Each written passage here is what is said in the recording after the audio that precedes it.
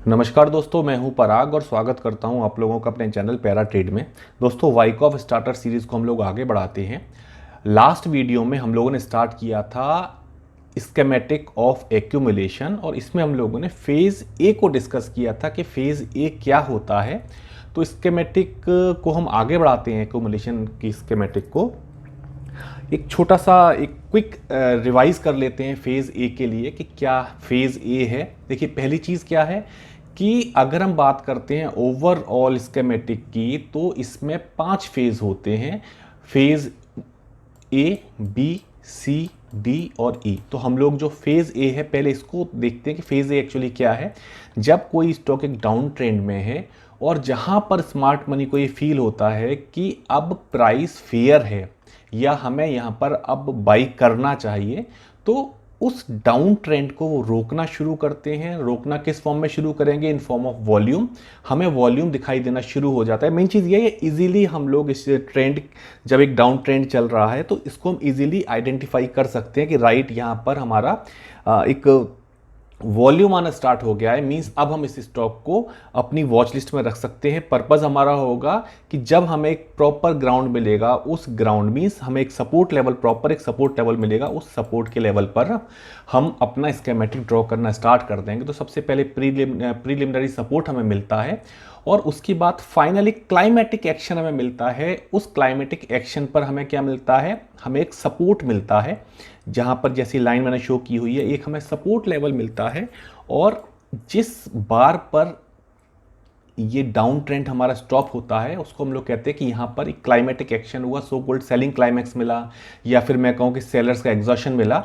और इस selling climax के बाद फिर हमें एक ऑटोमेटिक रैली मिलती है। मींस वहाँ से एक हमें रिवर्सल मिलता है। जो डाउन ट्रेंड था वो डाउन ट्रेंड रुका और हमें एक रिवर्सल मिला। तो यहाँ पर एक मेंशन किया है change of character. Change of character means जो स्टॉक एक डाउन ट्रेंड में चल रहा था, जिसका जो नेचर था, कैरेक्टर था, वो डाउन ट्रेंड था, अब उसका कैरेक्टर डाउन ट्रेंड से चेंज होकर एक नॉर्मल फ्लैट ट्रेडिंग रेंज में आ गया है। मींस उसका जो डाउन ट्रेंड कैरेक्टर था वो यहाँ पर स्टॉप हो गया है, राइट।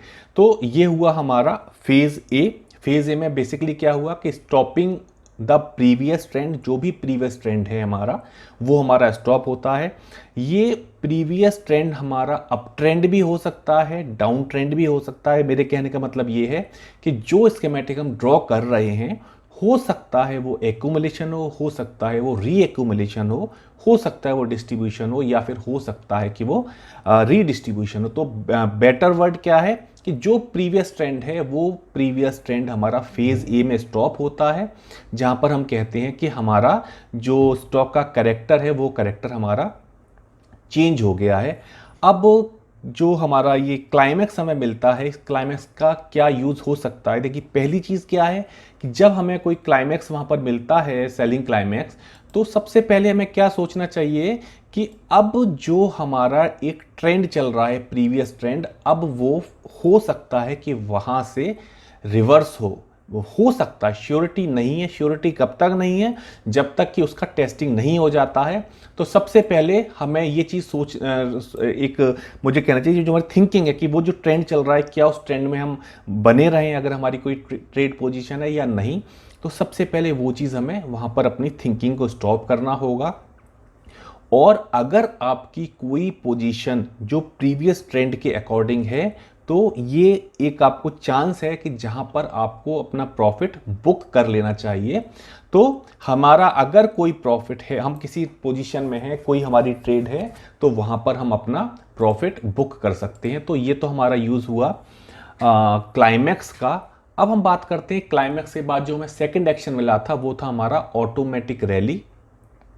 पहली चीज़, ऑटोमेटिक रैली क्यों बनती है? देखिए, बहुत सिंपल सा कॉन्सेप्ट है कि हमें जो सेलिंग क्लाइमैक्स मिला है, उस सेलिंग क्लाइमैक्स को का बनने का रीज़न क्या है?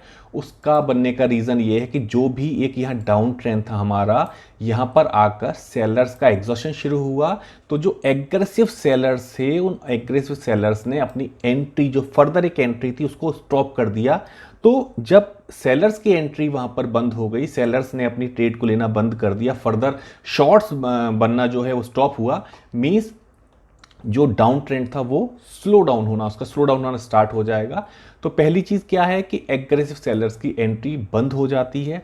सेकंड, जो भी पोजीशंस होती हैं जो प्रीवियस ट्रेंड के अकॉर्डिंग हमने ली हुई हैं, वो हमारी पोजीशन कवर हो जाती हैं। मींस हमने अगर शॉर्ट किया हुआ है तो हम अपने शॉर्ट्स को वहाँ कवर करते हैं। तो दूसरा रीज़न क्या हुआ एक और रैली का, कि जब शॉर्ट्स की कवरिंग होती है तो ऑटोमेटिक हमें एक अप मूव देखने के लिए मिलता है।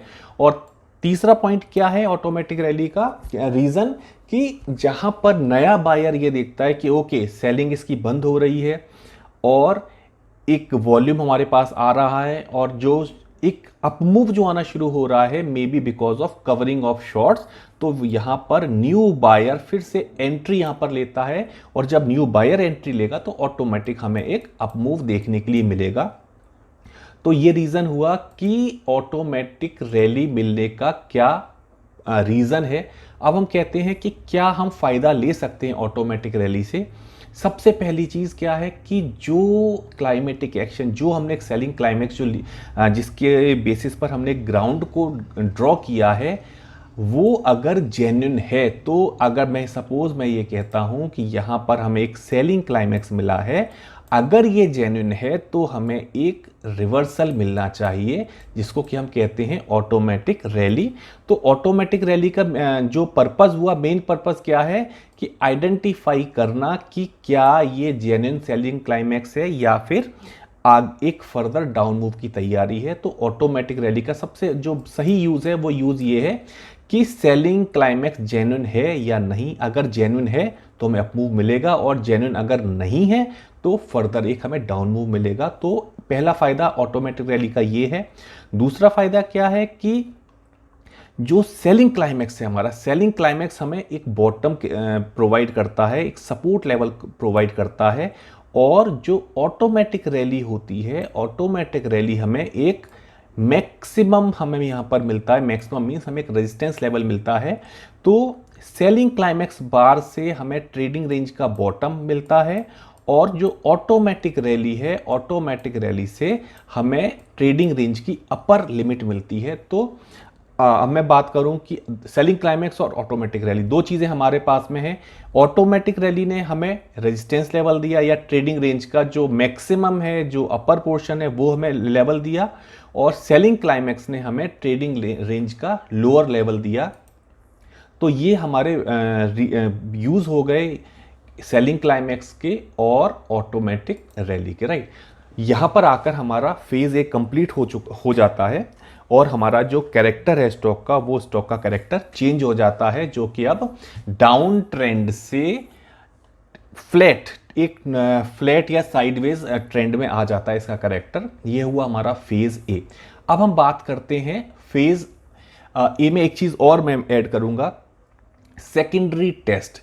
ऑटोमेटिक रैली हो गई, देखिए यहाँ हमने मेंशन किया ये हमारा सेलिंग क्लाइमेक्स है, इसके बाद एक ऑटोमेटिक रैली मिली, इसके बाद एक टेस्ट होता है। टेस्ट मींस जब भी कोई हाई वॉल्यूम एक्टिविटी होगी तो उसकी एक टेस्टिंग ज़रूरी है। ज़रूरी क्यों है कि अगर टेस्टिंग के टाइम पर वॉल्यूम हाई रहता है तो मींस अभी सेलर्स वहाँ पर प्रेजेंट हैं। स्मार्ट मनी बहुत स्मार्ट है, वो पहले चेक करेगी कि क्या सेलिंग प्रेशर पूरी तरह से एब्जॉर्ब हुआ है या नहीं हुआ है। इसको चेक करने के लिए प्राइस वापस आता है, वापस आकर जो हमारा सेलिंग क्लाइमेक्स का हाई वॉल्यूम एरिया है, उस हाई वॉल्यूम एरिया की टेस्टिंग करता है। अब ये टेस्टिंग कहीं भी हो सकती है, ये टेस्टिंग सेम जोन में हो सकती है, ये टेस्टिंग किसी अपर पार्ट में भी हो सकती है। ऐसा इसमें कोई रेस्ट्रिक्शन नहीं है कि जो सेकेंडरी टेस्ट है वो सेकेंडरी टेस्ट सेम लेवल पर ही होगा जहां पर कि हमें सेलिंग क्लाइमेक्स बार मिली हुई है। इस चार्ट में शो किया हुआ है कि यहां पर आकर एक सेकेंडरी टेस्ट हुआ है, पर ऐसा नहीं है। ये सेकेंडरी टेस्ट हमारा कहीं भी हो सकता है।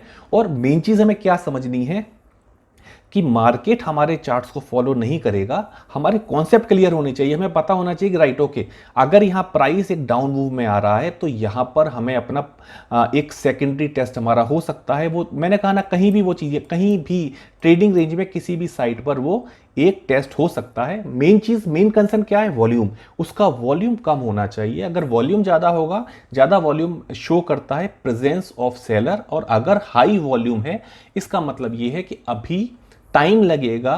टाइम किस चीज़ में लगेगा? इस सेलिंग प्रेशर को एब्जॉर्ब करने में अभी और टाइम लगेगा, तो उसके लिए फिर हमें फर्दर वेट करना होगा, राइट। अब अभी अगर मैं कहता हूं कि सपोज हमारा एक सेकेंडरी टेस्ट हो गया और ये लो वॉल्यूम टेस्ट हमारा होता है, तो ये उन लोगों के लिए एक चांस और है जो कि इस रैली में अभी अपनी जिन्होंने पोजीशन या अपने प्रॉफिट को बुक नहीं किया है। देखिए, पहला आपको चांस मिला कि जब आप हाई एकदम वॉल्यूम आपको इंक्रीज दिखाई दे रहा है, या तो वहां पर अपना प्रॉफिट बुक करो, या जहां सेलिंग क्लाइमैक्स बन रहा है वहां पर अपना प्रॉफिट बुक करो। और यहां पर भी अगर आपको चांस नहीं मिल पाया है, सेकेंडरी टेस्ट जहां हो रहा है वहां पर आप अपना प्रॉफिट बुक करो और वेट करो। अभी मैं ये नहीं कहूंगा कि आप यहां शॉर्ट को आपने कवर किया बाई कर लो, अभी बाई नहीं करना। बाई हम तब तक नहीं करेंगे जब तक कि हमारा सेटअप पूरी तरह से कंप्लीट नहीं हो जाएगा, जब तक कि हमारी टेस्टिंग है या और जो भी फेजेस है वो फेजेस हमारे कंप्लीट नहीं हो जाएंगे, हम फ्रेश बाइंग नहीं करेंगे अभी, राइट। तो सेकेंडरी टेस्ट के टाइम पर अगर हमारी कोई पोजीशन है तो उस पोजीशन से हमें अपना प्रॉफिट बुक कर देना चाहिए या फिर अपनी पोजीशन को हमें क्लोज कर देना चाहिए। तो ये हमारा ए फेज अब यहां पर कंप्लीट हो जाता है। ए फेज में हमारा क्या हुआ? Preliminary support, selling climax, automatic rally and secondary test. और हमने इस चीज को बोला चेंज ऑफ कैरेक्टर, कि यहां पर हमारा एक चेंज ऑफ कैरेक्टर भी हो गया। अब हम बात करते हैं फेज बी के लिए। जो फेज ए है हमारा, ये एक फेज ए हमारा कंप्लीट हो गया। अब हम डिस्कस कर रहे हैं कि फेज बी, फेज बी में क्या होता है। पहली चीज, लास्ट वीडियो हम लोगों ने डिस्कस किया था, फेज बी एक कॉज मेकिंग फेज होता है। कॉज मेकिंग फेज मींस, जैसा कि हम लोगों ने लास्ट वीडियो में जो डिस्कस किया है कि कोई भी एक ट्रेंड है, एक कैंपेन हमारी स्टार्ट हुई, सपोज ये कैंपेन एक अप ट्रेंड है, यहां से यहां तक ये कैंपेन स्टार्ट हुई, इसके बाद एक रेंज बनेगी। ये रेंज हमें क्या करेगी? ये रेंज हमें एक कॉज क्रिएट करेगी। ये कॉज क्या होगा कि further up move, further down move, reaccumulation या डिस्ट्रीब्यूशन। ये चीज डिसाइड करेगी जो नेक्स्ट रेंज बन रही है या जिस चीज के बारे में, जिस स्कीमेटिक के बारे में हम लोग डिस्कस कर रहे हैं। इस ओवरऑल जो 5 फेज है ABCDE, इसमें से जो बी फेज है ये है हमारा कॉज मेकिंग। मींस पहली चीज क्या है कि जो ओवरऑल टाइम स्पेंड होता है इन पांचों फेज में, इसमें से सबसे ज़्यादा जो टाइम स्पेंड प्राइस करता है वो फेज बी में करता है। यहाँ पर बाइंग होनी है स्टॉक की या सेलिंग, जो भी पोजीशन होनी है, जो भी स्मार्ट मनी को अपनी पोजीशन क्रिएट करनी है, वो बी फेज में कंप्लीट कर लेते हैं। तो इसको हमें बहुत क्लोजली वॉच करना चाहिए कि एक्चुअली यहाँ पर प्राइस क्या इंडिकेट कर रहा है। अब थोड़ा सा इसको और डिटेल में अगर लोग देखते हैं तो सेकेंडरी टेस्ट के बाद में प्राइस फिर से एक अपमूव में जाता है। अपमूव में जाने के बाद क्या है कि जो एक हमें मैक्सिमम या मैं कहूँ एक हमें ट्रेडिंग रेंज या रेजिस्टेंस जो मिला हुआ है, फेज बी में प्राइस एक बार ट्राई करता है इस रेजिस्टेंस को ब्रेक करने के लिए। प्राइस रेंज के बाहर ट्रेड करेगा, क्लोजिंग वो एक बार लगभग रेंज के अंदर आकर देता है।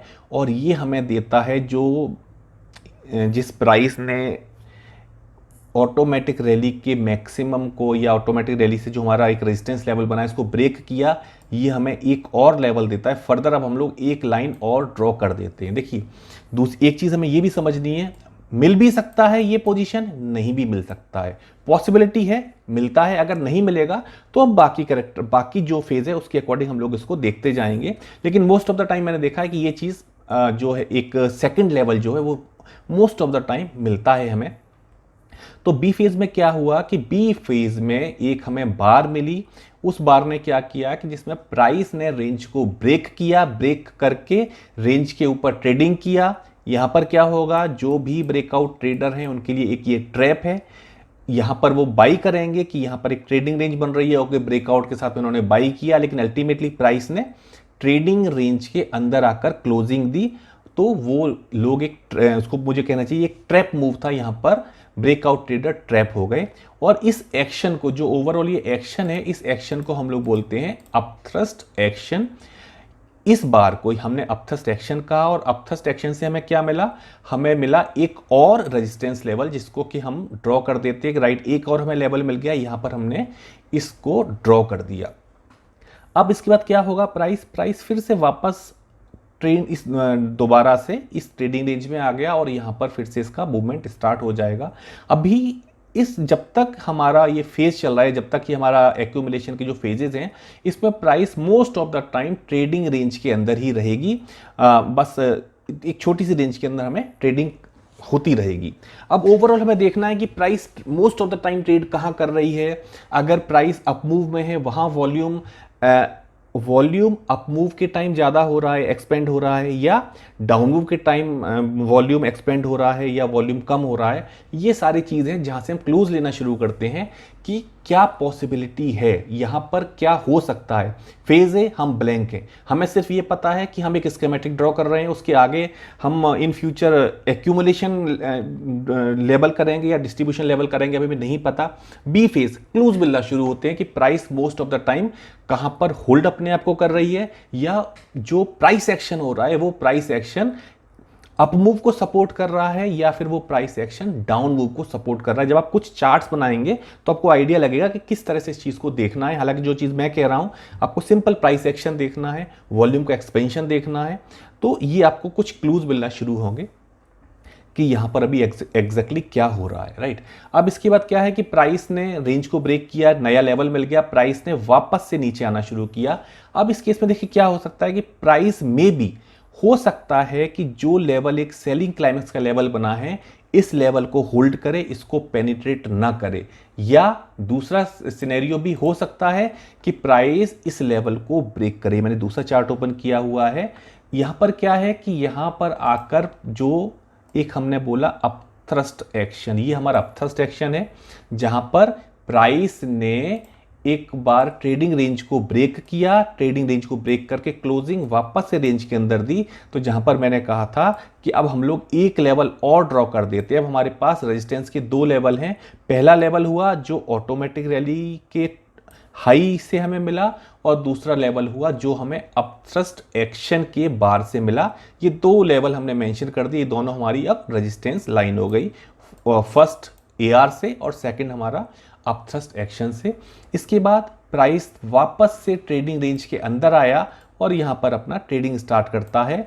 अब अगर पेनिट्रेट करता है प्राइस, तो पहली चीज पेनिट्रेशन बहुत डीप नहीं होना चाहिए, रेंज के आसपास रहना चाहिए। अगर रेंज को ब्रेक करके वापस से डाउन मूव मिल जाएगा तो हमारा जो स्कीमेटिक है वो फेल हो जाएगा। तो कहीं ना कहीं प्राइस एक नॉर्मल पेनिट्रेशन करेगा, और जो इस पेनिट्रेशन का लो होगा वहां पर हम लोग एक लाइन और ड्रॉ कर देते हैं।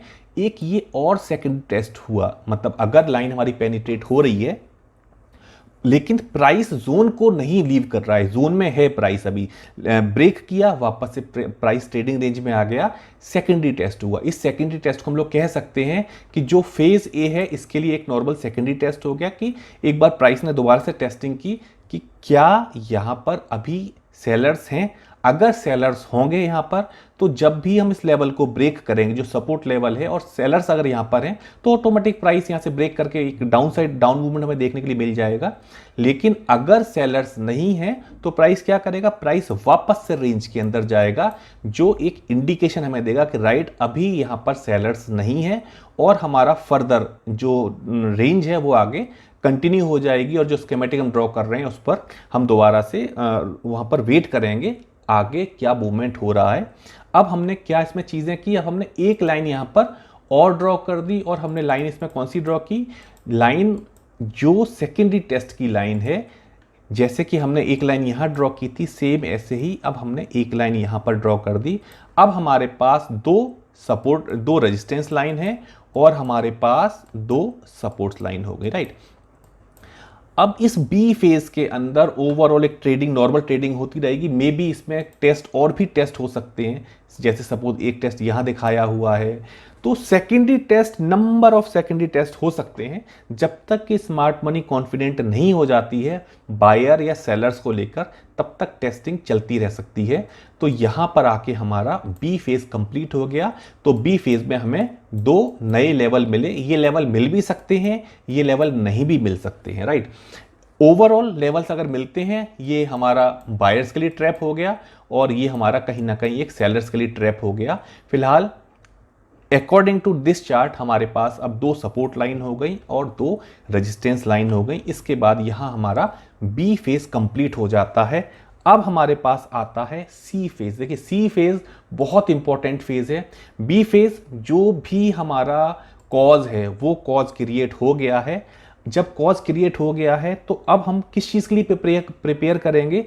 अब हम प्रिपेयर करेंगे मार्क अप फेज के लिए। अब जैसे हम लोग जो जब मैं स्कूल डेज की बात करूं या मैं कॉलेज डेज की बात करूं, तो अगर हम एक पूरा एक सपोज कोई भी एक स्टैंडर्ड की बात करते हैं, जब भी हम क्लास में प्रमोट किया जाता है तो उस प्रमोट करने से पहले एक टेस्ट लिया जाता है कि क्या अब हम कैपेबल हैं, क्या वो चीज़ें हमारे अंदर जो रिक्वायरमेंट होनी चाहिए वो हैं कि जिससे हम नेक्स्ट क्लास में प्रमोट हमें किया जा सके। सेम चीज़ हम इस स्केमेटिक में फॉलो करते हैं कि क्या इस स्टॉक में जो कि ए और बी फेज क्रॉस कर चुका है, इसके अंदर इतनी कैपेबिलिटी है, या इसके अंदर कोई वीक होल्डर तो नहीं है, इसके अंदर कोई सेलर्स तो नहीं है। इस चीज़ के लिए फेज सी होता है, प्योर टेस्टिंग फेज है। यहां पर टेस्टिंग होगी। टेस्टिंग किस चीज की होगी? टेस्टिंग होगी सबसे पहले कि जो वीक होल्डर है, वीक होल्डर कहीं नहीं जा सकते हैं। वीक होल्डर किस सेंस में मैं बात कर रहा हूं वीक होल्डर के लिए? कि सपोज किसी वीक होल्डर मतलब नॉर्मल हमने सोचा कि राइट ये एक ट्रेडिंग रेंज बन रही है, हम बाई कर लेते हैं, हम यहाँ कहीं बाई कर लेंगे और हम जब ये एक हमें अप मूव मिलेगा हम अपना प्रॉफिट बुक कर लेंगे। पर इतना इजी नहीं है स्टॉक मार्केट में हमारी कैलकुलेशन ओवरऑल ठीक ठाक रहे। ये है एक शेकिंग प्रोसेस कि प्राइस ने क्या किया, प्राइस ने सपोर्ट लेवल को ब्रेक किया। ब्रेक करने के साथ क्या हुआ, हम लोग की हैबिट है कि हम लोग पैनिक बहुत जल्दी होते हैं। यहां पर जैसे ही प्राइस ने इस जोन को ब्रेक किया, प्राइस के ब्रेक करते ही हमने तुरंत अपनी पोजीशंस को कट किया। जो हम बाई में जिस बाई पोजीशन के लिए हमने ए और बी फेज जिसमें वेट किया, एक छोटा सा जो सी फेज आया और जैसे ही प्राइस ने इस लेवल को ब्रेक किया और हम यहां से एक तो तुरंत यहां से अपना जो लॉस है उस लॉस को बुक किया या अपनी पोजीशन को क्लोज किया। तो पहला बेनिफिट क्या हुआ, वीक होल्डर आउट हो गए। दूसरा बेनिफिट क्या हुआ कि क्या इसके अंदर सेलर्स हैं? अगर सेलर्स हैं तो प्राइस एक डाउन मूव में जाएगी। देखिए हमें मेन चीज क्या है कि हमने कहा कि बी फेज एक कॉज मेकिंग फेज है। यहां पर बहुत क्वांटिटी, उनको जितना क्वांटिटी रिक्वायर्ड है सारी क्वांटिटी यहां पर बाई या सेल कर दी गई है। अगर एक्यूमुलेशन तो यहां पर बाई कर दिया गया है अगर ये एक्यूमुलेशन फेज है तो। और अगर ये एक्यूमुलेशन फेज है तो इतनी बड़ी क्वांटिटी को देख, स्मार्ट मनी की क्वांटिटी छोटी मोटी नहीं होती, बहुत बड़ी क्वांटिटीज होती हैं इन लोगों की, तो रिस्क नहीं ले सकते ये लोग। अगर रिस्क लेंगे तो बैंकरप्ट हो जाएंगे। तो मार्क अप फेज से पहले बहुत जरूरी है टेस्ट करना कि क्या कोई सेलर्स है। तो वीक होल्डर्स आउट हुए और सेलर्स की टेस्टिंग हुई कि अगर यहां पर सेलर है तो प्राइस एक फर्दर डाउन मूव में जाएगा, अदरवाइज प्राइस वापस से रेंज के अंदर आ जाएगा। इसको हम लोग थोड़ा सा नॉर्मल में ऐसे समझते हैं कि सपोज मैं एक ये रूलर ड्रॉ करता हूं और हम क्या करते हैं, इस रूलर के ऊपर हम यहां पर फोर्स अप्लाई करते हैं। राइट, हमने यहां पर फोर्स अप्लाई किया, इसके बाद क्या होगा, रूलर थोड़ा सा बेंड होगा। एक टाइम ऐसा होगा कि एकदम से रूलर वापस से यहां पर एक अपमूव आएगा। जो होता है ना कि एक लिमिट है, एक लिमिट तक बेंड हुआ उसके बाद एकदम से अपमूव हुआ।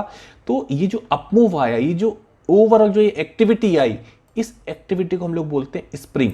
कि एक बेंडिंग आई और बेंडिंग के बाद एकदम से फोर्स हुआ, फिर फोर्स मिला किस साइड, अप साइड। जैसे स्प्रिंग को हम लोग प्रेस करेंगे और अब जैसे इसको रिलीज करोगे एकदम से हमें एक अप साइड मूवमेंट मिलता है। सेम कॉन्सेप्ट यही है, इसलिए इसको हम लोग बोलेंगे ये हमारा एक स्प्रिंग है।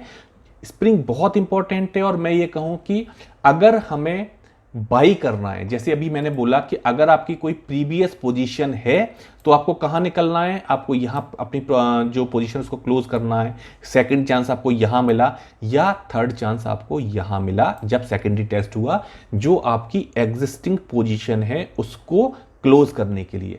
अब हम बात करते हैं कि स्कीमेटिक में यहां बाई नहीं करना, आपको यहां कहीं बाई नहीं करना। कहां बाई करना है, सबसे अच्छा प्लेस जो होता है, सबसे अच्छी जगह होती है, जो सबसे सही लोकेशन होती है, वो लोकेशन होती है फेज सी। रिस्क रिवॉर्ड रेशियो बहुत अच्छा होता है, एक छोटा सा रिस्क रिवॉर्ड रेशियो है जिसके अगेंस्ट में एक हमें बहुत अच्छा टारगेट मिलता है। अब ट्रिकी है, थोड़ा सा ट्रिकी है स्प्रिंग। किस सेंस में ट्रिकी है कि हमें ब्लाइंडली यहाँ पर कोई ट्रेड नहीं लेना। हम यहाँ अभी श्योर नहीं है कि ये बी फेज हमारा कंप्लीट हो गया है, ये एक्यूमुलेशन है, ये श्योर नहीं है।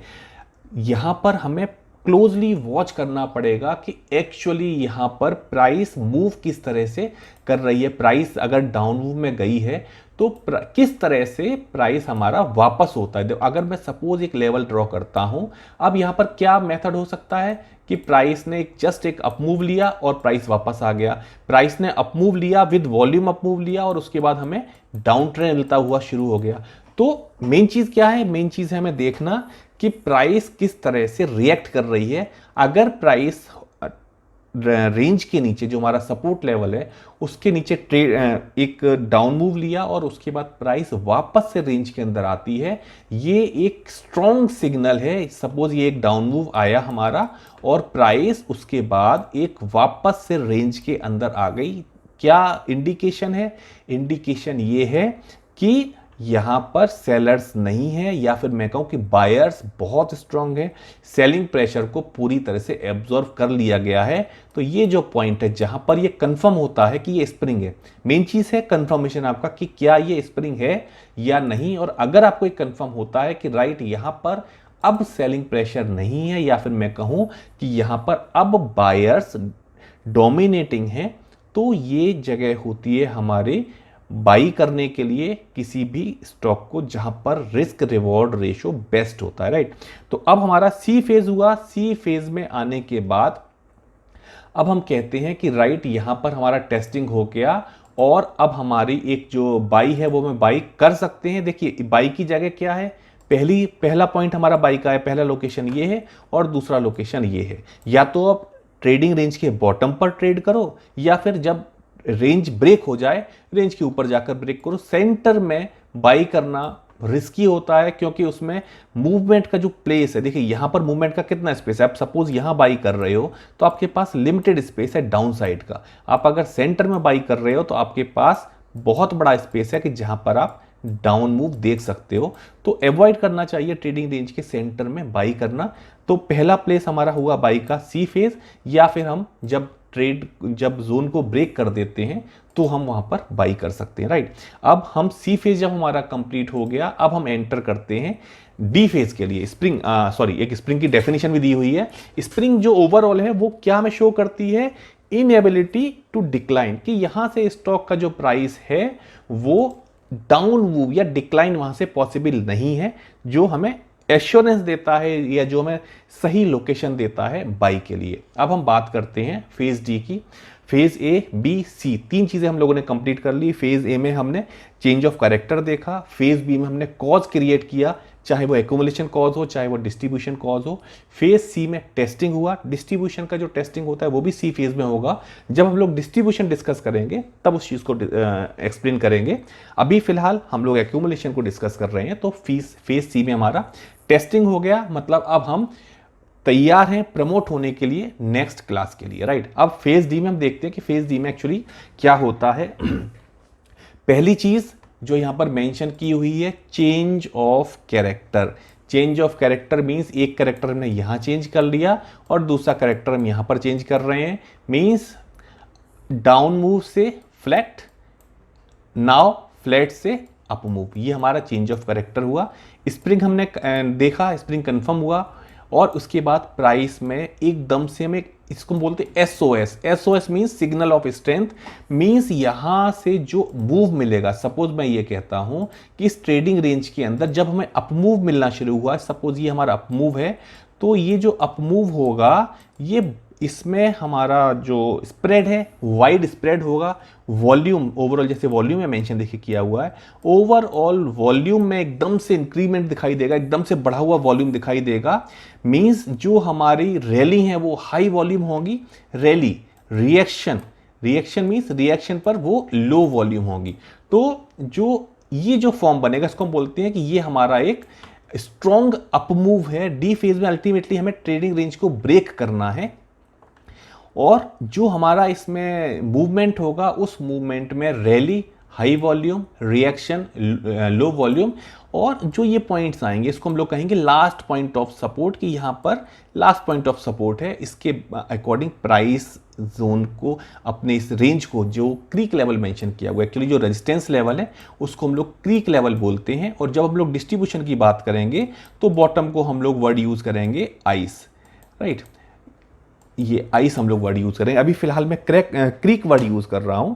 यहां से एक एसओएस होता है। लास्ट वीडियो अगर आपने नहीं देखा उसको पॉजिटिव वे में आप देखो, कि जब क्रॉस होता है, जब हमारा एक मुझे कहना चाहिए, जब प्राइस ब्रेक करता है एक जोन को, इस बार को हम लोग कहते हैं जैक।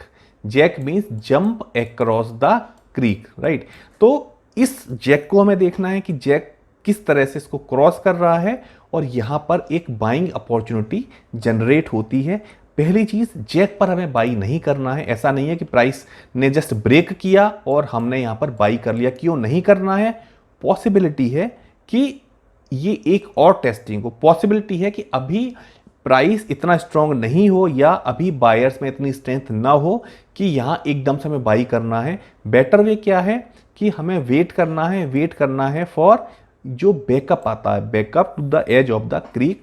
यहाँ के बैकअप के बाद, जब कुछ बैकअप हो गया, इसके बाद हम लोग बाई कर सकते हैं। जैसा इस चार्ट में जैसे मैंने मेंशन किया हुआ है कि ये हमारा जैक हुआ, इसके बाद यहाँ पर जो एक क्रीक लेवल है, यहाँ पर एक बैकअप बना, तो यहाँ से हम एक बाई इनिशिएट कर सकते हैं। वाइकॉफ का एक क्लियर कट स्टेटमेंट है कि अगर हम बात करते हैं, सपोज हम बात करते हैं एक अप मूव की और हम बात करते हैं ट्रेड लोकेशन की, कभी भी आप रैली पर बाई मत करो। जब भी आपको बाई करना है आप रिएक्शन लेवल पर बाई करो।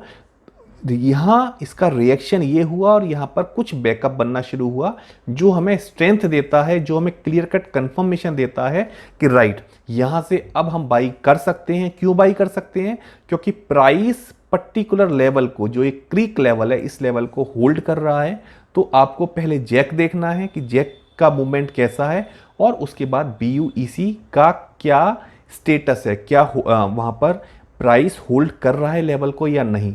अगर प्राइस इस लेवल को, क्रीक लेवल को होल्ड नहीं करेगा तो प्राइस वापस से इस जोन के अंदर आएगा।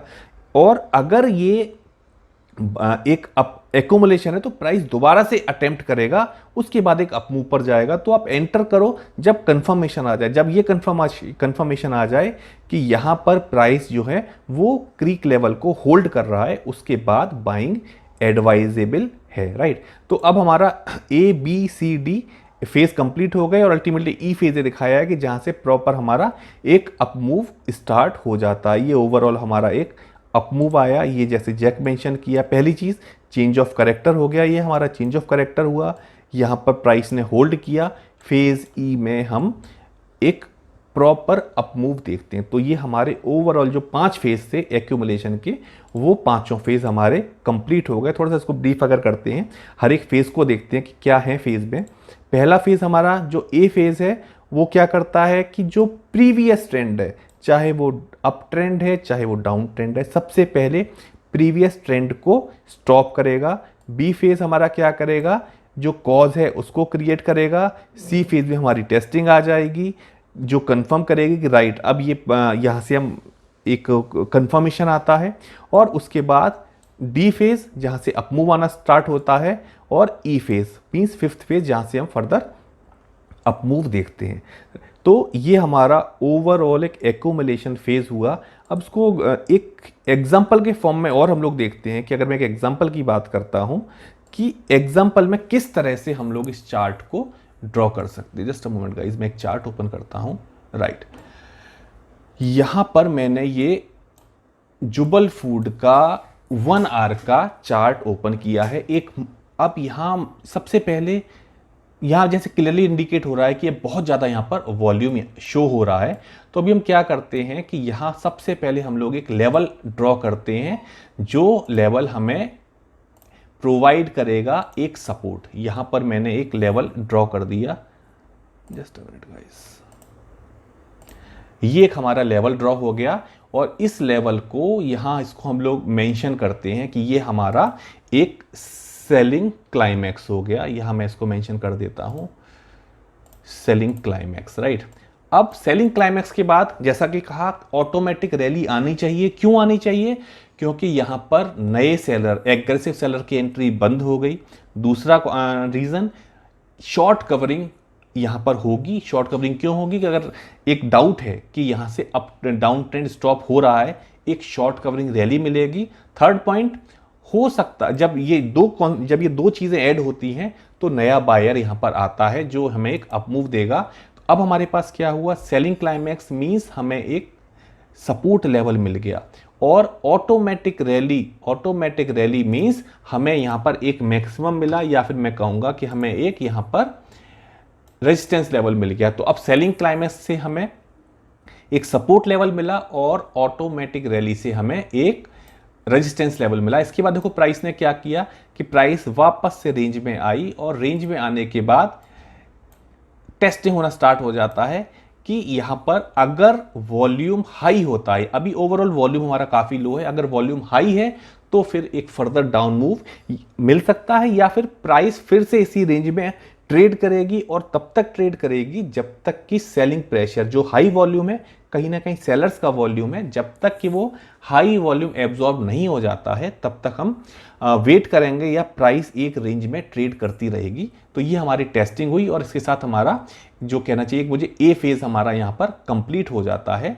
अब हम बात करते हैं बी फेज में। देखिए क्या होता है, प्राइस ने क्या किया, प्राइस ने अभी फिलहाल किसी लेवल को ब्रेक नहीं किया डाउन साइड में। अब यहां प्राइस ने क्या किया, प्राइस ने एक अप मूव हमें दिया, और उस अप मूव ने जो ऑटोमेटिक रैली का जो लेवल था, जो मैं कहूं रेजिस्टेंस लेवल था, उस लेवल को ब्रेक किया। इस लेवल को ब्रेक करने के साथ मैं यहां पर एक लाइन और ड्रॉ कर देता हूं। तो जैसे लास्ट एग्जांपल, जैसे चार्ट में हम लोगों ने डिस्कस किया था कि हमारे पास अब दो रेजिस्टेंस लेवल हो गए हैं, यहां पर हमने एक लाइन और ड्रॉ कर दी। अब प्राइस ने देखिए क्या किया कि प्राइस ने रिजेक्शन लिया। यहां प्राइस ने ट्रेड किया जोन के ऊपर, रिस्की, या मुझे कहना चाहिए किसके लिए लॉस मेकिंग है, रेंज जो ब्रेक आउट जो ट्रेडर होते हैं, रेंज ब्रेकआउट ट्रेडर कहना चाहिए मुझे, उनके लिए ये रिस्की है। प्राइस ऊपर गया और प्राइस ने क्लोजिंग वापस से जोन के अंदर आकर दी। अब प्राइस ने एक नॉर्मल लेवल पर ट्रेड करना शुरू किया। अब यहां पर अप मूव और डाउन मूव्स देखते रहेंगे। यहां फिर एक बार वॉल्यूम आया, देखिए कितना हैवी वॉल्यूम आया, लेकिन वीएसए के लेवल्स बहुत स्ट्रांग लेवल होते हैं। अब यहां क्लियर कट था कि यहां आया और इस जोन को क्रॉस नहीं कर पाया, और वापस से प्राइस नीचे गया। अब इसके बाद देखिए क्या हुआ, इसके बाद प्राइस ने, ये हमारा बी फेज चल रहा है, अगर अब मैं यहां मार्क करता हूं कि ये हमारा एक सी फेज स्टार्ट हुआ। यहां पर क्या हुआ, देखिए यहां पर प्राइस ने एक जो सपोर्ट लेवल है उस लेवल को ब्रेक किया। ब्रेक लेवल करने के साथ ही प्राइस वापस से ऊपर आ गया। ये प्राइस वापस से ऊपर आया, और ये हमारा, इसको फिर मुझे मार्क करना चाहिए कि अब ये हमारे पास एक स्प्रिंग हो गई, राइट। स्प्रिंग जो कि प्रमोट, हमें जब एक, मैंने जैसे पहले एग्जांपल दिया था, जब हमें प्रमोट होना है तो एक हमें टेस्ट देना है, और उस टेस्ट का ये कहीं ना कहीं एक क्वेश्चन पेपर हो गया जिसका रिजल्ट पास या फेल होता है। तो सिंपल सा है कि यहाँ पर टेस्ट हमारा पास हो गया, ये यहाँ से एक अपमूव मिल जाएगा। एक कॉन्सेप्ट शायद मैंने पहले लास्ट टाइम आपको डिस्कस किया है, एक कॉन्सेप्ट हमारा होता है half way concept. Half way concept means कि अगर कोई भी स्टॉक, मैं एक रैली की बात करता हूं, और जब रिट्रेसमेंट पर आ रहा है, तो जो ये ओवरऑल जो रैली है, इसका हाफ जो लेवल होता है, वो as a support, as a resistance work करता है। और अगर प्राइस यहां पर आकर होल्ड करता है तो ये एक सही, एक स्ट्रॉन्ग साइन होता है, एक एसओएस सिग्नल है कि यहां से हमें एक फर्दर अपमूव मिल सकता है। तो ये जो हाफ वे कॉन्सेप्ट है, ये कॉन्सेप्ट आप किसी भी ट्रेडिंग रेंज पर अप्लाई कर सकते हो, इस हाफ वे कॉन्सेप्ट को। अगर यही कॉन्सेप्ट हम लोग यहां पर सपोज इस वाले चार्ट पर अप्लाई करते हैं, तो यहां से एक स्प्रिंग हुई। अब यहां अगर मैं एक डिस्टेंस यहां काउंट करता हूं, जस्ट अ मिनट, अभी मैंने फिलहाल क्या किया,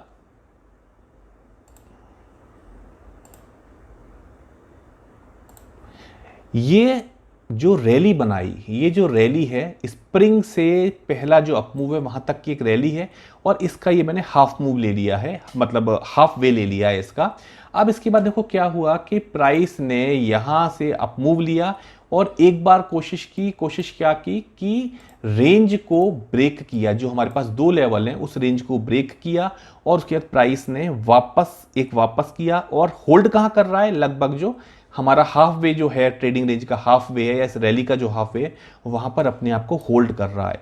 तो एक बाई हम लोग सी फेज पर अपनी एग्जीक्यूट कर सकते हैं, पॉसिबिलिटी है, क्योंकि यहां पर जो हमारा रिस्क रिवॉर्ड रेशो है वो रिस्क रिवॉर्ड रेशो काफी फेवरेबल होता है सी फेज में।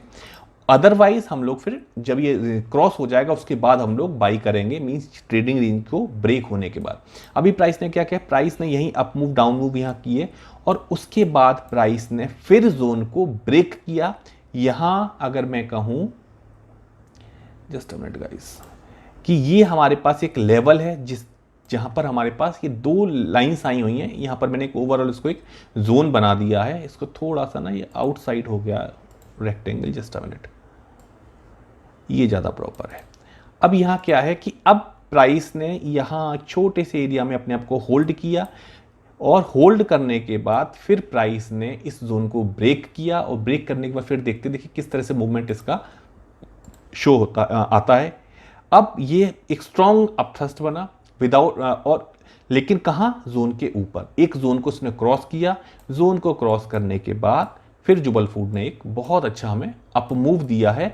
केवल हमें क्या करना है, हमें केवल वेट करना है। अब आप अगर हम लोग देखते हैं कि सपोज इसमें टाइम कितना लगा, कोई भी स्कीमेटिक अगर लेवल होगा उसमें आपको टाइम लगेगा, मींस ये 29 मई से स्टार्ट हुआ इसका एक्यूमुलेशन फेज, और जो इसका ब्रेकआउट है वो ब्रेकआउट हमारा हुआ है 5 अगस्त को। तो टाइम टेकिंग है, लेकिन अगर हम एक सही ट्रेड को, एक सही स्क्रिप्ट को, या मैं कहूँ कि प्रॉपर स्कीमेटिक को हम लोग फॉलो कर रहे हैं तो उसका रिजल्ट हमें अकॉर्डिंगली मिलता है। राइट, तो ये हमारा एक मुझे कहना चाहिए सी फेज हमारा ये हो गया, डी फेज हमारा यहाँ जो नेक्स्ट दिखा रहा है ये डी फेज हो गया, और उसके बाद ई फेज ने फर्दर हमें एक मार्क अप फेज दिया, एक हमें अप मूव दिया।